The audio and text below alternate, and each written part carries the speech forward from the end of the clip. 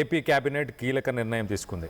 అన్నమయ్య జిల్లా కేంద్రంగా మారుస్తూ ఇటు రాయచోటి నుంచి మదనపల్లికి జిల్లా కేంద్రాన్ని మార్చారు. ఈ జిల్లా కేంద్రం మార్పుతో మంత్రి రాంప్రసాద్ రెడ్డి కన్నీళ్లు పెట్టుకున్నారు. మంత్రి రాంప్రసాద్ రెడ్డిని సీఎం చంద్రబాబు నాయుడు ఓదార్చారు. జిల్లా కేంద్రం మార్చుకుంటే ఇబ్బందులు తలెత్తుతాయి అని చెప్పేసి మొత్తానికైతే ఇటు రాయచోటి అభివృద్ధిని తాను చూసుకుంటానంటూ చంద్రబాబు హామీ ఇచ్చినట్టు తెలుస్తుంది. సో మొత్తం మీద అన్నమయ్య జిల్లాకు సంబంధించి జిల్లా కేంద్రాన్ని ఇటు మదనపల్లికి మార్చారు. మరి మదనపల్లికి మార్చడానికి గల కారణాలు ఏంటి, దానివల్ల వచ్చే లాభాలు నష్టాలు, అండ్ ఎప్పటి నుంచి జిల్లా కేంద్రంగా దీనికి సంబంధించి ఎప్పటి నుంచి ఆపరేషన్స్ మొదలవ్వబోతున్నాయి అనేది కూడా తెలుసుకునే ప్రయత్నం చేద్దాం. మా ఏపీ ఇన్పుట్ ఇన్ఛార్జ్ కృష్ణమోహన్ ఉన్నారు. కృష్ణమోహన్తో మాట్లాడి తెలుసుకునే ప్రయత్నం చేద్దాం. కృష్ణమోహన్, చెప్పండి, అసలు మదనపల్లిలో ఎప్పటి నుంచి జిల్లా కేంద్రంగా ఆపరేషన్స్ మొదలవ్వబోతున్నాయి?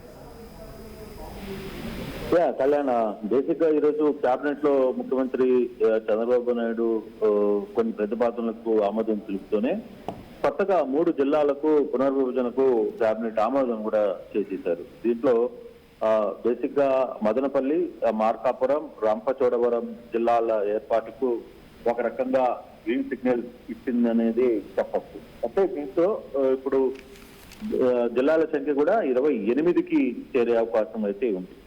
అన్నమయ్య జిల్లా కేంద్రాన్ని మదనపల్లికి మార్చింది. అలాగే రాయచోటిని ఉన్న మండలాన్ని, ఆ నియోజకవర్గాన్ని కూడా మదనపల్లికి చేర్చారు. రైల్వే గూడూరును తిరుపతి జిల్లాకు, రాజంపేటను కడప జిల్లాకు, గూడూరుని తిరుపతి నుంచి నెల్లూరు జిల్లాకు ఒకే చేశారు. అంటే ఇప్పుడు వరుసగా గడిచిన ఒక 20 రోజులుగా గూడూరుని నెల్లూరులోకి ఉంచాలి అనే ఒక పట్టుబడుతున్నారు. ఆ యాంగిల్లో పబ్లిక్ రోడ్ల మీద వచ్చి గొడవ చేస్తున్న పరిస్థితి. మరోవైపు అలాగే మదనపల్లి అన్నమయ్య జిల్లాని మార్చొద్దు, రాయచోటిని అన్నమయ్య జిల్లాగా, రాయచోటి జిల్లాగా ఉంచండి అని చెప్పి అక్కడ కూడా కొంత గొడవ జరుగుతున్నట్టు.